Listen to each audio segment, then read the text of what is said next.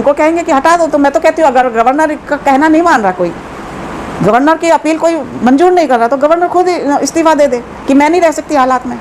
क्यों नहीं गवर्नर भी दे रही इस्तीफा? और हमें तो इससे राष्ट्रपति से भी मांगना चाहिए कि क्यों बैठा रखा है इस राष्ट्रपति। हाथ खड़े हुए नहीं किया उसने, वो सिर्फ उनका गुलाम है।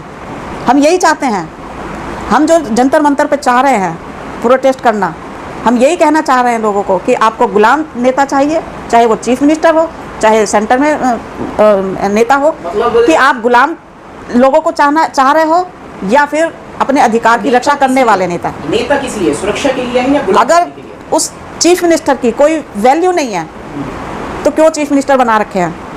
अगर एक ही आदमी मोदी सब कुछ है तो क्यों 32-50 आदमी लीडर नेता बना रखे हैं अलग अलग? प्रधानमंत्री ने सीएम होना भी बेकार है, गवर्नर होना भी बेकार है, और जो मंत्री बने बैठे हैं क्यों इतनी बड़ी जनता की कमाई दे रहे हैं उनको तनख्वाह के? हम इस जगह हम वहाँ का मुख्यमंत्री कहता है कि इंटरनेट बंद कर दिया गया है। भाई क्यों बंद कर दिया गया? कम्युनिकेशन खत्म करना एक क्राइम ही आ रहा है भाई। वहाँ की सूचना नहीं मिलेगी तो रक्षा कैसे होगी? देखिएगा, इंटरनेट खत्म इसलिए किया जाता है कि वहाँ की कोई सूचना ना मिले। ये तो गलत हो गया ना। ये तो कश्मीर में भी किया था, ये कश्मीर में भी तो यही किया था। वहाँ पे भी किया था, हर समय करते हैं। कश्मीर के मुसलमान लोग हैं वहाँ पे सबसे ज़्यादा। कश्मीर पे इन्होंने 370 लगाई तो सबसे पहले इंटरनेट बंद किया। दुनिया से नाता तोड़ दिया। क्यों तोड़ दिया? क्या ये जुर्म नहीं है? तो यही आप इन्होंने यहाँ किया है, मणिपुर में भी किया है, कितने सालों बंद रहे हैं। सीएम को अफसोस होना चाहिए, वहाँ के जो सीएम नहीं तो वो किसने किया? वो खाली चीफ मिनिस्टर ने नहीं किया ना, सरकार ने किया। वो केंद्र सरकार का ऑर्डर था, इसलिए उन्होंने बंद किया। और जो वहाँ पे अत्याचार हो रहे थे वो होने दिए, वो किसी को खबर नहीं लगी। लेकिन सैटेलाइट से दूसरे कंट्री में तो जाती है, इसीलिए जब अमेरिका हमारे प्रधानमंत्री गए तो वहाँ पूछा गया। इसीलिए तो पूछा क्योंकि वहाँ तो उन्हें तो सब खबर है, हमें नहीं है खबर। हमें तो अब पता वीडियो से चल रहा है ना पूरे कंट्री को, अब उबाल आ रहा है, लेकिन वहाँ तो उबाल बहुत पहले आ चुका है। तो ये हमारे जो नेता हैं वही हमारे देश को धोखा देते हैं। और जहाँ तक आज का सवाल है, अब वो उस टाइम में क्या हुआ था कि भाई जो अभी तक 2 लड़कियां दिखा रखी इन्होंने कि 2 औरतों के ऊपर हुआ है, लेकिन वहाँ हर रात यही हुआ है। बहुत ज़्यादा वहाँ हर रात यही हुआ है, हर दिन यही हुआ है, और भीड़ ने किया है। और भीड़ ने किया है, सार्वजनिक तौर पे हुआ। सबसे ज़्यादा जो खतरनाक बात होती है वो भीड़ कर रही है। और भीड़ एक तरीका है, इनका गमछा डाल दिया कोई भी गुंडा है और वो कह देगा मैं तो बीजेपी का हूँ, आरएसएस का हूँ, हिंदू राष्ट्र का हूँ, इसलिए वो भीड़ में शामिल है। एक बात और मैं आपके कहना चाहूँगा यहाँ पर कि इसी मुद्दे पर सेम ऐसे मूवमेंट हुई थी, इस तरह का एक क्राइम हुआ था, उसमें पुलिस शामिल थी, पुलिस मौजूद थी, पुलिस ने करवाया था दनकौर कांड, वो भी एक घर पे। नहीं, पुलिस का देखो, मैं पहले तो यहीं का करूँगी, दनकौर का बाद में देखेंगे। पुलिस जो इन 2 औरतों को छोड़ा लगाया बलात्कार के लिए भीड़ ने, ये इन्होंने ऐसे ही नहीं किया। ये लोग भाग के जा रहे थे और पुलिस ने गाड़ी में बिठाया कि आप हमारे साथ चलिएगा, हम आपको छोड़ेंगे। और जब भीड़ आई तो उनके सामने छोड़ दिया उन्होंने। तो ये तो पुलिस ने किया ना। पुलिस कहाँ की है? पुलिस आज वो पुलिस है जो कपड़े पुलिस के पहनती है, लेकिन पक्का नहीं पता वो पुलिस है भी कि नहीं। वो आरएसएस के और बीजेपी के गुंडे होते हैं, सरकारी गुंडे होते हैं, सरकारी गुंडे हैं। सैलरी मतलब जो है लोक सेवक होने की ले रहे हैं जी। तो ये हम ये नहीं कह सकते कि पुलिस खाली पुलिस है, वहाँ पुलिस खड़ी है, वहाँ पे औरतें, वहाँ की मितई जो है वो खड़ी, उनको कह रही हैं उनको ये करो ये करो। एक लड़की का फोटो आया, उसको हर तरह से उसके गले में उसके आंखों पे पट्टी बांध दी है, वो राइफल से जिसको मारा वो तो बहुत दर्दनाक। आप ये देखिएगा कितने लोगों को ऐसे मारा होगा। वो तो किया है, ये तो 1-2 वीडियो सामने आ गई तो हमें लग रहा है कि आप देखिएगा कि कितना तरीका है। ये हुआ है, हर रात हुआ, हर दिन हुआ है, और ये क्राइम वहाँ बहुत बड़ी। और अब जो है, अब जो पढ़े लिखे लोग हैं, क्योंकि अब देखो कितनी देर भागेंगे वो लोग, 60-70 हज़ार कैंपों में लोग रह रहे हैं अलग अलग। अब जो बचे हुए लोग हैं वहाँ पे स्कूल बंद है, कॉलेज बंद है, कहीं पे कुछ नहीं हो रहा है, अब उन्होंने राइफल उठा लिया, कुकी लोगों ने उठा लिया। ये आज का ही वीडियो है वहाँ का। नहीं, वो अपने गांव को बचा रहे हैं, वो इसलिए मारने के लिए नहीं उठाया। ठीक है, फिर भी लेकिन उनके हाथ में, जिस बच्चे के हाथ में, जो पढ़ने वाला बच्चा था, अगर वो कलम की जगह, किताबों की जगह अगर राइफल आप उनको दोगे तो वो कोई अच्छा काम नहीं करेगा। क्या हमारे देश का भविष्य राइफल उठाने से उठेगा? तो डिफेंस के लिए आर्मी है, पुलिस है। अगर हमारी सरकार चाहती तो सेना बुला के, अगर चीफ मिनिस्टर से नहीं हो रहा था तो सेना को बुला के उसके ऊपर कार्रवाई करनी थी। और हम तो ये भी कहते हैं कि इसमें हमारी जो मोम की गुड़िया है, हमारी द्रौपदी मुर्मू राष्ट्रपति, उनकी एसटी एरिया में इतना अत्याचार हो रहा है, उनकी औरतों पे अत्याचार हो, वो कहीं आंखें बंद करके सो रही है? क्या वो प्राइम मिनिस्टर को भी ऑर्डर नहीं दे सकती कि या तो राष्ट्रपति लगाओ नहीं तो इसको बंद करो? राष्ट्रपति शासन लगाती वो क्यों नहीं, क्यों चुप है? ये सारे प्रावधान हैं। क्या वो इसलिए बिठाया गया था जब इन्होंने वोट दिए थे कि हाँ वो राष्ट्रपति क्या है, अनुसूचित जनजाति की है, ट्राइबल है, नाम के लिए। अब वो ट्राइबल क्या कर रही है? वो मंदिरों में जा रही है, कभी कहीं चली जाती है, कभी कहीं चली जाती है। मंदिरों के लिए बिठाया था क्या उसको? जी बिल्कुल ठीक कहा। हमारी ट्राइबल जो राष्ट्रपति है वो घटिया है, हम तो उसको कहेंगे कि वो राष्ट्रपति नहीं रही है कहलाने लायक। तो शासन लागू कर सकती है। जब वहाँ पे 3 बार वहाँ की गवर्नर सेंटर को खबर दे रही है पल पल की कि हमारे यहाँ पे बहुत हो रहा है, वो कहती है, क्योंकि वो भी ट्राइबल है गवर्नर, वो कहती है कि मेरे से देखा नहीं जा रहा इतने अत्याचार, तो क्या हमारी राष्ट्रपति जो है वो कहीं सो रही है? क्या गवर्नर की पावर नहीं है कुछ कि वहाँ पे कुछ प्रोटेक्शन का इंतजाम कर सके? गवर्नर की पावर नहीं होगी, इसीलिए नहीं हो रहा ना, वो सेंटर से चाहेगी, सेंटर करे कुछ। तो ये क्या सारी शतरंज के मुँह में बिना राजा के आदेश के कुछ नहीं करेंगे? भाई उनके आदमी हैं वो, उनको कहेंगे कि हटा दो। तो मैं तो कहती हूँ अगर गवर्नर का कहना नहीं मान रहा, कोई गवर्नर की अपील कोई मंजूर नहीं कर रहा, तो गवर्नर खुद इस्तीफा दे दे कि मैं नहीं रह सकती हालात में। क्यों नहीं गवर्नर भी दे रही इस्तीफा?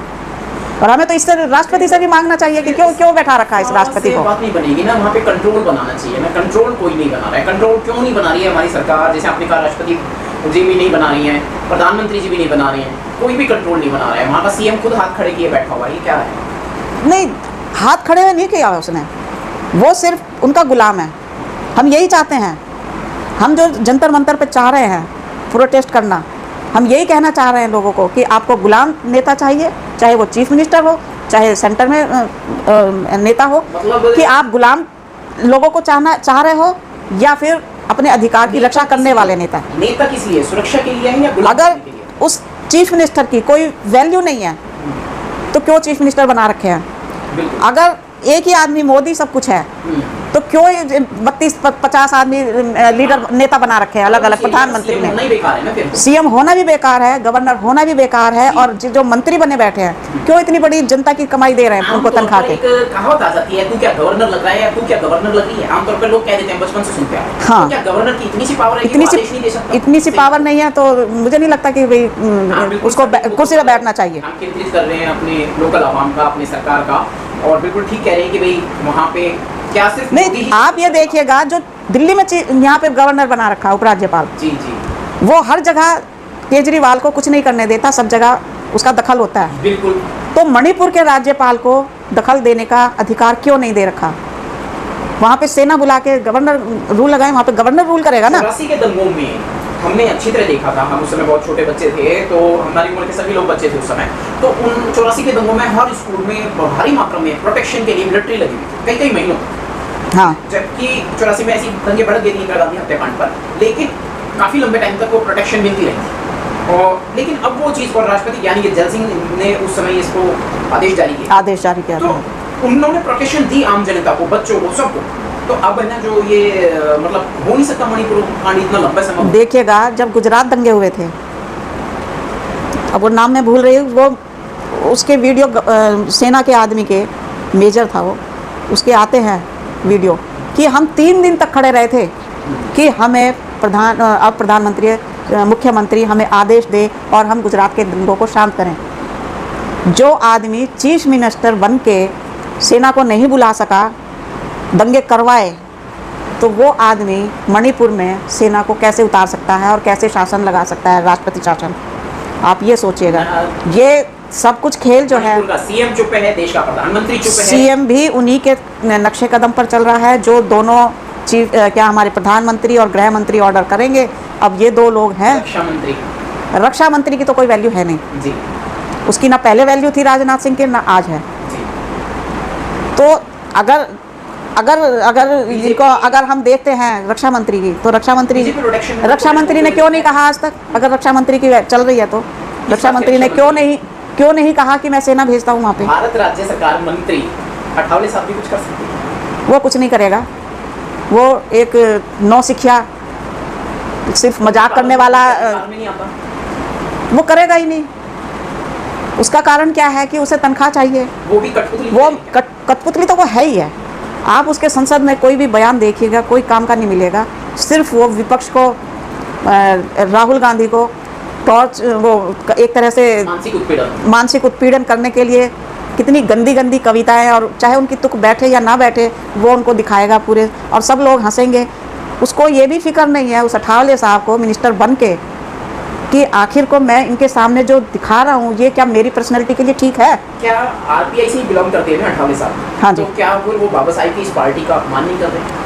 ऐसे नहीं। ये ऐसे लोगों ने ही ये हमारी जो आरपीआई पार्टी है इसको बर्बाद कर दिया। असल में तो बर्बाद कर चुके हैं। हाँ, अब वो एक आरपीआई पार्टी नहीं है, अब वो पता नहीं कितनी आरटी में बन गई है। जी, आप कानून के जानकार भी हैं, तो ये बताइए थोड़ा सा कि अब क्या विकल्प बचता है? मणिपुर के दंगे बिल्कुल स्थगित हो जाएं, शांत हो जाएं और दोषियों के खिलाफ कड़ी से कड़ी कार्रवाई, खास तौर से जैसा उस बच्ची के साथ किया गया है या जो महिलाओं को निर्वस्त्र घुमाया गया है उन लोगों के साथ। उससे इस टाइम तो कुछ होने वाला नहीं है, क्योंकि अगर कुछ प्रधानमंत्री को प्रधान नहीं, कानून को मान कौन रहा है? अब हो सकता है कि चीफ जस्टिस हमारा इतना सख्त हो, सुप्रीम कोर्ट चंद्रचूड़ जी, जैसे कि उन्होंने उस टाइम बोला था एक हफ्ता पहले कि या तो आप करो नहीं तो हम करेंगे जी। तो एक वेट करते रहेंगे क्या? वेट तो करनी पड़ेगी लोगों को। साथ में मैं ध्यान केंद्रित करना चाहूँगा, आपको याद दिलाना चाहता हूँ कि प्रोफेसर माता दीन जी की जीवन संगिनी हमारे सामने मौजूद है। प्रोफेसर माता दीन जी इस वक्त हमारे बीच में मौजूद नहीं है, लेकिन जो सुप्रीम कोर्ट के जज साहब हैं चंद्रचूड़ जी, वो चीफ जस्टिस स्टूडेंट रह चुके हैं। प्रोफेसर माता दीन 1978 के 1978 में वो उनके विद्यार्थी रह चुके हैं प्रोफेसर माता दीन जी के, और उनकी जीवन संगिनी हमारे सामने स्क्रीन पर मौजूद है। और जो मणिपुर के दंगे हो रहे हैं, क्या जैसा कि अभी माता जी ने बताया कि या तो सरकार करे कुछ, नहीं तो सुप्रीम कोर्ट को कुछ डिसीजन लेना होगा इमीडिएट। तो मैं जानना चाहता हूँ कि क्या सुप्रीम कोर्ट डायरेक्ट डिसीजन नहीं ले सकता? क्योंकि बात तो इंसाफ की है। नहीं, उन्होंने ले सकते थे, चीफ जस्टिस ले सकते थे, ये संज्ञान ले सकते थे अपने आप कि वो ही अपने तरफ से कार्रवाई करते, लेकिन एक फ़र्ज़ बनता है कि सरकार अगर नहीं कर रही तो सरकार को एक बार कहा जाए और वो करें। लेकिन हमारे प्रधानमंत्री ने उनकी बात भी मतलब कोई मायने नहीं रही चीफ जस्टिस की। अगर उन्होंने कहा था चीफ जस्टिस ने कि आप उनको वहाँ के हालात को रोकें, देखें, तो क्या चीफ मिनिस्टर को हमारे प्रधानमंत्री ने हटाया? या वहाँ पर सेना बुलाकर या पुलिस को किसी तरह से कोई कानून की ये बात कही कि हाँ अब हमने ये कर दिया है, अब दंगे नहीं होंगे? लेकिन वहाँ के हालात अभी तक वैसे के वैसे ही हैं। और दूसरी बात क्या है कि हमारे मोदी साहब हालात बिगाड़ना चाह रहे हैं, उसको सुधारना नहीं चाह रहे।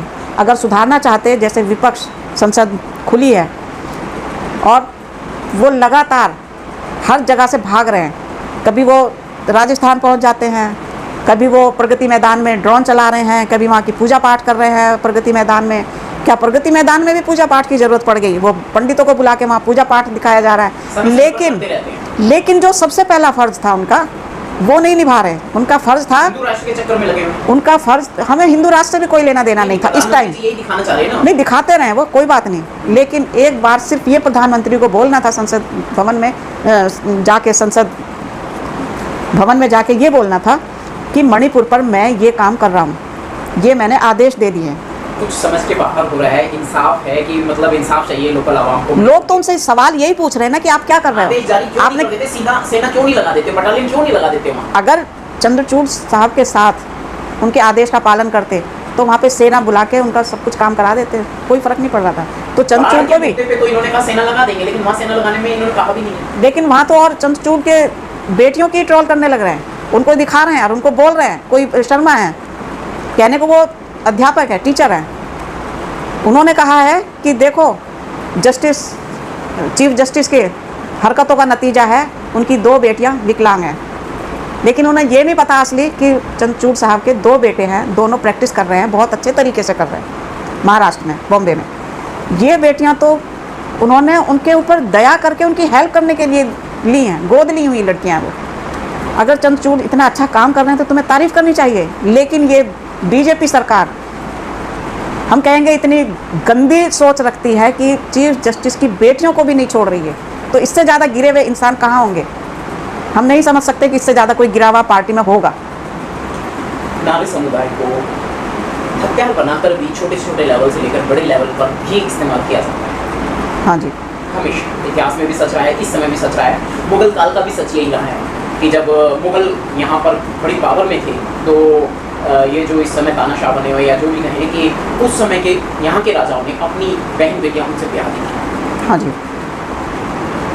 तो नारी को मतलब जो है वर्तमान समय में जैसे नहीं, बिहार की बेटियां तो अभी भी ब्याही जा रही हैं। अभी भी गौरी खान, शाहरुख खान, सब कुछ हो रहा है। गौरी खान क्यों? गौरी खान तो अलग चीज हो गई। नहीं, एक बात है ना, नहीं गौरी खान नहीं, बेटियां ब्याह देते हैं। पहले राजा महाराजा करते थे ये काम। जी जी, वो तो जनरल इंसान है देखा जाए तो।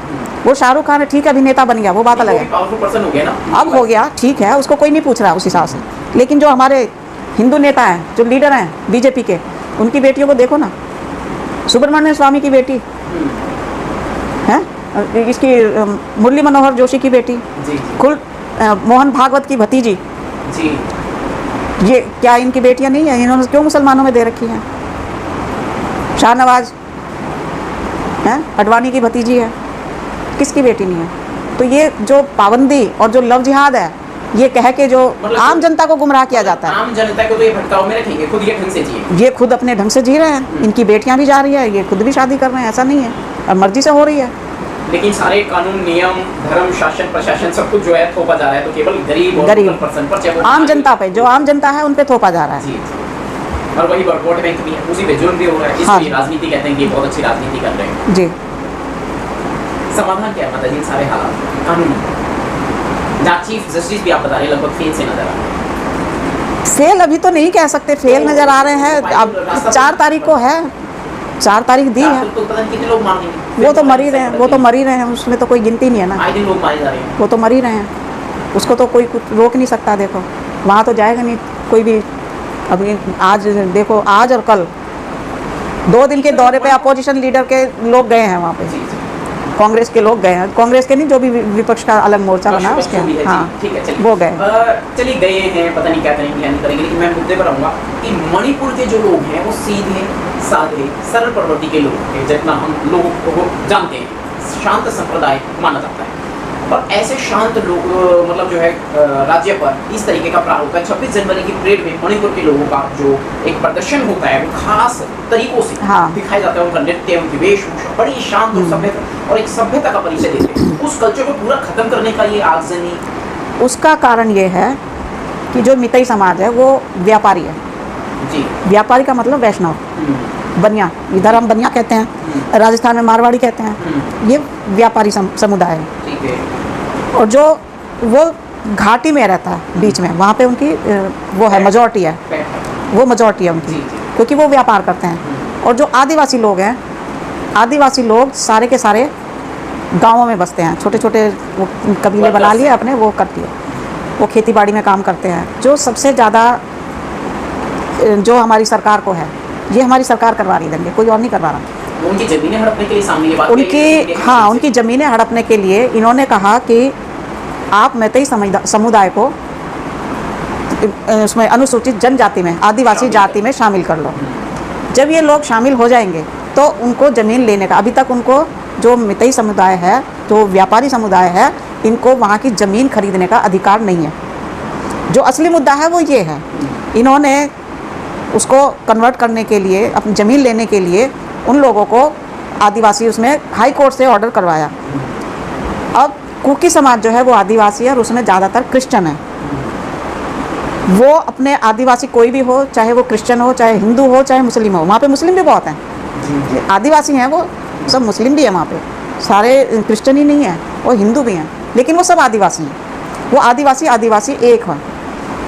उनकी ज़मीन खरीदने के लिए इन्होंने ये काम करवाया, ये इसकी पॉलिसी है हमारी केंद्र सरकार की। अब वहाँ पर क्या करना चाहते हैं, ये चाहते हैं कि उन ज़मीन को लें ये, और उसमें आपका जो अफ़ीम का पौधा है वो उगाएं। वहाँ के लोग ज़्यादातर फिर अफ़ीम लेने लगेंगे, भाई जहाँ होगी तो वो अफ़ीम भी खानी शुरू करेंगे, फिजिकली डैमेज होंगे, ये उनका व्यापार करेंगे, ये बिजनेस करेंगे, ये माला माल हो जाएंगे। जो असली पॉलिसी है वो ये है कि उनकी ज़मीन किस तरह से हड़पें। जो ज़मीन में वहाँ पे बहुत कुछ संपदा है, खनिज संपदा, पहाड़ी इलाकों में आज भी बहुत कुछ है, वहाँ जड़ी बूटियों के लेके सब कुछ है वहाँ पे। तो ये ज़मीन लेंगे तो उसको निकालेंगे ज़मीन से तो और वो व्यापारी बनेंगे, हमारी गवर्नमेंट को आएंगे। छोड़ भी खेती पॉसिबल है वहाँ?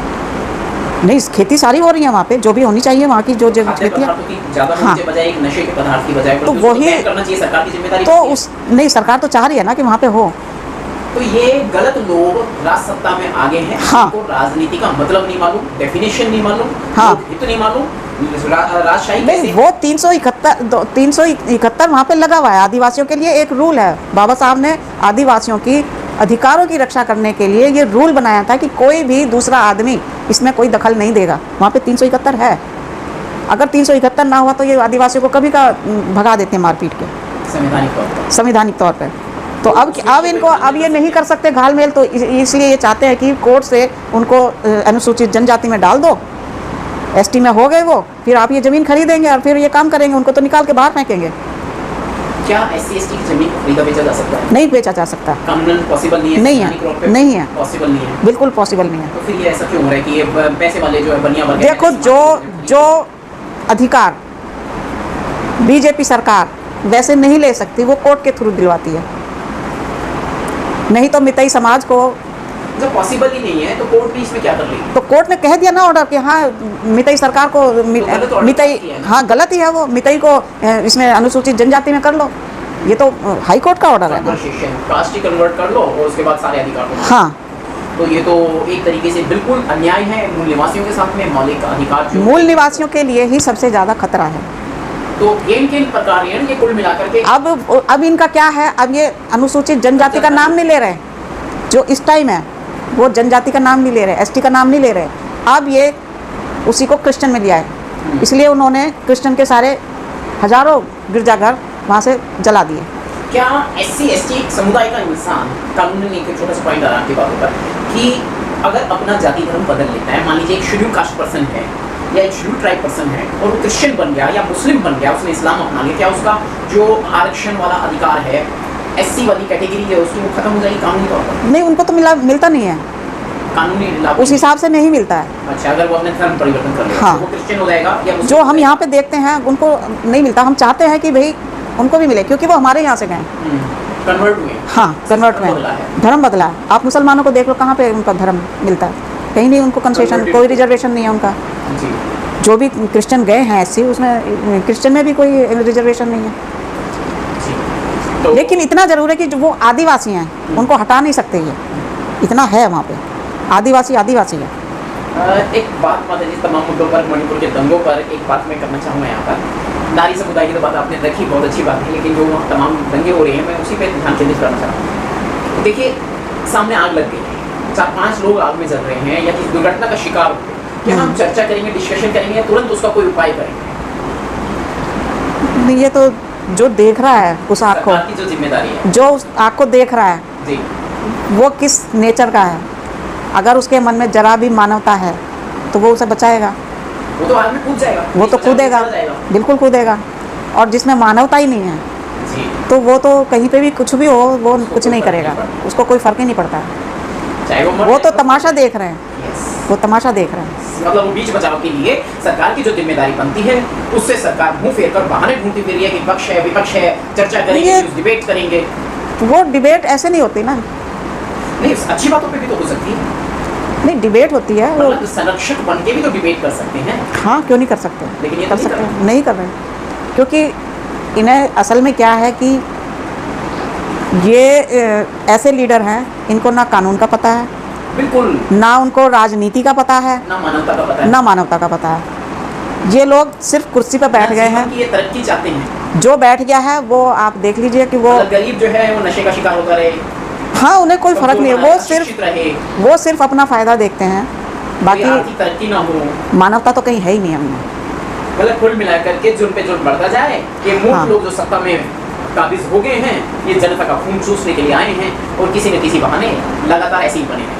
जी, ये तो है। तो वो जो 10 अगस्त को आप जो आंदोलन और प्रोटेस्ट करना चाह रहे हैं, नारी जन जागृति करना चाह रहे हैं कि नारियों अब जागृत हो जाओ, और अब ये समय आ गया कि आप भी इस देश की आधी आबादी हो, आधी आबादी है, इसलिए हमें अब जागृत होना पड़ेगा, इसलिए हमें अपने बलबूते पे काम करना पड़ेगा। तो महिला प्रोटेक्शन में हम चाहेंगे कि आधी से ज़्यादा 2024 में महिलाएं आए, आधी आबादी है तुम्हारी। 33% का, राजनीति में तमाम जगहों पर महिलाओं 33% का आरक्षण तुमने खत्म कर रखा है, दे नहीं रहे। 20-25 साल हो गए। कोई स्पेशल आरक्षण भी है क्या? 33% है। और 33% का लाभ बिल पास ही नहीं हुआ आज तक, कोई बिल पास ही नहीं करता। कितनी सरकार के है? जरिए मिला हुआ है क्या वो? नहीं, 33% आरक्षण वो अलग प्रावधान, वो तो अलग प्रावधान है। और 33% आरक्षण उसको बिल पास नहीं कर रहे हैं, ये हाल मिला नहीं है, बिल पास नहीं करते हैं। इस समय कब से लेकर कब तक ये अटका हुआ है? कब ये तो 20-25 साल हो गए। किन्होंने शुरुआत करी थी? कांग्रेस के टाइम में हुई थी ये। इंदिरा जी ने शुरुआत करी थी? नहीं नहीं, इंदिरा नहीं, किसी ये शायद वीपी सिंह के टाइम में आई थी। वीपी सिंह के या इसके, हाँ, जय भगवान चटर्जी उनके समर्थक रहे उस समय में, और ये मुद्दा पेंडिंग पड़ा हुआ भी। अभी तक भी पेंडिंग है वो। तो महिलाओं को तो आरक्षण मिलना चाहिए, जैसे देश के हालात हैं उस हालात। बात ये कहाँ पे अटकता है उसका भी कारण है। तो क्या सिर्फ इसमें सॉरी कैटेगरीज भी है या महिलाओं नहीं है, से नहीं केवल है, समुदाय सिर्फ इसमें महिला का है। की? चाहे वो किसी भी जाति धर्म की हो, किसी भी समुदाय से हो। हाँ, किसी भी जाति धर्म की हो, लेकिन हाँ। इसमें जो बीच में अड़ंगा लगाया था वो बहुत ठीक था। उसका कारण क्या था कि मुलायम सिंह, शरद यादव, दो ऐसे लोग थे, और लालू यादव, इन्होंने कहा था कि जब 33% आप आरक्षण दे रहे हो, दोगे, तो इसमें हमारी SC, ST, OBC की कितनी महिलाएं का रिजर्वेशन होगा। आप ये बात समझिएगा कि अगर आप SC, ST, OBC रिजर्वेशन नहीं मांगती हैं तो वो बिल कभी का पास हो गया होता। आप कास्टिज्म को समझिएगा। इन्होंने मांगा कि हम जब तक पास नहीं होने देंगे, जब तक आप SC, ST, OBC की महिलाओं को आरक्षण नहीं दोगे, आप हमें बताइए कि जनरल की इतनी महिलाएं आएंगी तो SC, ST, OBC की कितनी महिलाएं रिजर्वेशन में आएंगी। वो ये नहीं करते, इसलिए वो बिल अटका पड़ा है। कोई भी सरकार आ रही है, कोई उसको पास नहीं कर रहा। बहन बेटियों की चल रही है, नारी समुदाय की बात चल रही है, मैं इसलिए एक बात उस हिस्से में रखना चाहूँगा लगे हाथ।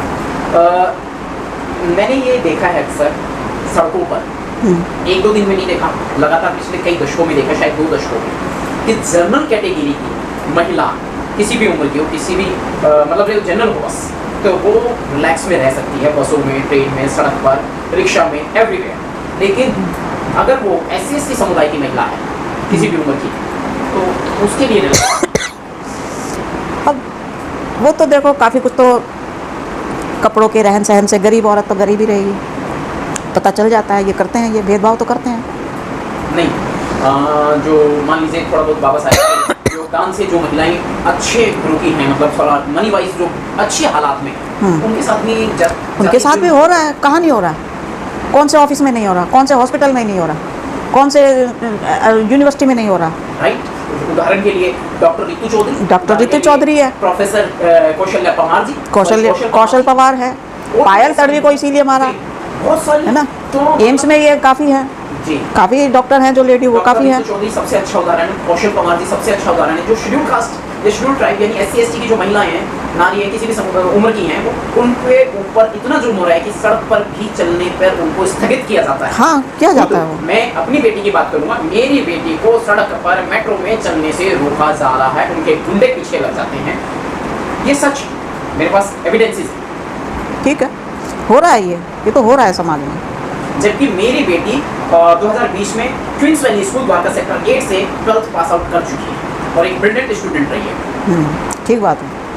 नहीं, ये तो हो रहा है, जिसका इनको पता चल जाता है वो इनके पीछे लग जाते हैं और उनका कैरियर बर्बाद करते हैं। उनकी औरतें, बच्ची पढ़ लिख जाएगी, आगे बढ़ जाएगी। हाँ, उनको पूरा अधिकार होता है कि वो किसी ना किसी तरह से उसको डिस्करेज किया जाए जी। तो ये तो पूरी प्लानिंग होती है इनकी। औरतें अपर कास्ट की कोई कम नहीं होती हैं। वही मैं कह रहा हूँ कि मैंने देखा है, मेरी माँ के प्रति देखा है, मेरी माँ सब्जी ले रही है तो मेरी माँ को दबाने की पूरी कोशिश की गई है। होता है, ये होता है, ये समाज में सब कुछ हो रहा है। तो काफ़ी कई गंभीर मुद्दों पर बात हुई है और हमने नारी समुदाय के मुद्दे पर एक बार दोबारा से आएंगे कि जो 10 अगस्त को आप प्रोटेस्ट करना चाहते हैं, आप अपनी तौर तरीकों से एक बार अपने नारी समुदाय को संबोधित कीजिए। मैं सभी, चाहे वो बहुजन महिला हों, चाहे वो जनरल कैटेगरी की महिला हों, चाहे वो कम पढ़ी लिखी हों या ज़्यादा पढ़ी लिखी हों, चाहे गांव और शहर में रह रही हों, चाहे किसी भी जाति और धर्म की हों, मैं सबसे ही आग्रह करूंगी कि 10 अगस्त को हम जंतर मंतर पर प्रोटेस्ट कर रहे हैं मणिपुर के लिए, और इसी दिन फूलन देवी का भी जन्म दिवस है। हम चाहते हैं कि फूलन देवी ने जो क्रांतिकारी अपना जीवन बिताया है, उसके देखते हुए हम उसके जन्म दिवस को भी मणिपुर के रूप में मनाएं, प्रोटेस्ट के रूप में मनाएं, प्रदर्शन करने के रूप में मनाएं। और हम ये हर साल करेंगे। अब हम हर जगह, गांव में, शहर में, सब जगह इस चीज़ को कहेंगे कि अपने अधिकार, बहुजन महिला अधिकार अब खुद अपने आप ले, किसी की इंतज़ार ना करें, किसी नेता की इंतज़ार ना करें, किसी घर के लोगों की भी इंतज़ार ना करें। अगर सही हैं आप तो आप आगे आएँ, घर से निकलें और अपने समाज की, अपने नारी शक्ति की रक्षा करें। यही मैं आपसे निवेदन करके समाप्त करती हूँ अपनी वाणी। जय भीम, जय भारत, जय संविधान। बहुत बहुत शुक्रिया।